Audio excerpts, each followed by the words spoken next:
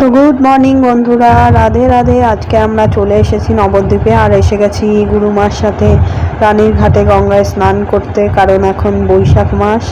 এই যে আমরা এখন মার্জনে দাঁড়িয়ে আছি, আর এই হলো রানীর ঘাট নবদ্বীপে।